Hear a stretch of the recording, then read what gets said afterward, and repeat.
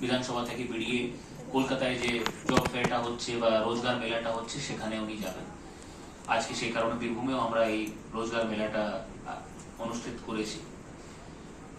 আপনারা ইংরেজিতে এটা শুনেছেন কি you can give a man a fish and you can feed him for one day, but if you teach the man to fish then the person is fed for eternity। মানে আপনি যদি আজকে আমি আপনাকে খাবার দিয়ে দিই, মাছ দিয়ে দিই, তাহলে আপনার আজকের জন্য কিন্তু পেট ভরে যাবে, কিন্তু আপনি যদি নিজে মাছ ধরতে শিখে যান তাহলে আর কাউকে মাছ দেওয়ার বা খাবার দেওয়ার আপনার দরকার পড়বে না, আপনি নিজের পায়ে দাঁড়িয়ে যাবেন।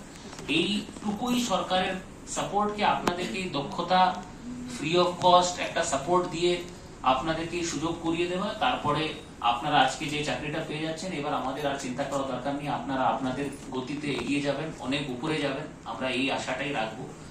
অনেক অনেক শুভেচ্ছা। আপনাদের মা বাবাকে ভুলবেন না, আজকে যদি ওনারা আপনাদের পাশে না থাকতেন বা আপনাদেরকে এই সাপোর্টটা না দিতেন তাহলে এই জায়গায় আপনারা পৌঁছতে পারতেন না।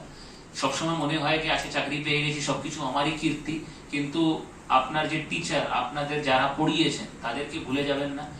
চেষ্টা করবেন যে সমাজ থেকে আপনি উঠে যাচ্ছেন, আস্তে আস্তে হয়তো কিছু লোক অন্য শহরে যাবেন, অন্য রাজ্যে যাবেন, একটু এই মাটির জন্য যে আপনাকে জন্ম দিয়েছে, এই সুযোগ করিয়ে দিয়েছে, তার জন্য কিছু না কিছু চেষ্টা করবেন, যদি আপনি কিছু ফেরত পাইয়ে দিতে পারেন এই বীরভূমের মাটিকে, এইটুকু অনুরোধ রাখবো। বিশাল দীর্ঘায়ী আমার বক্তব্য করবো না। অনেক শুভেচ্ছা, অনেক ভালোবাসা।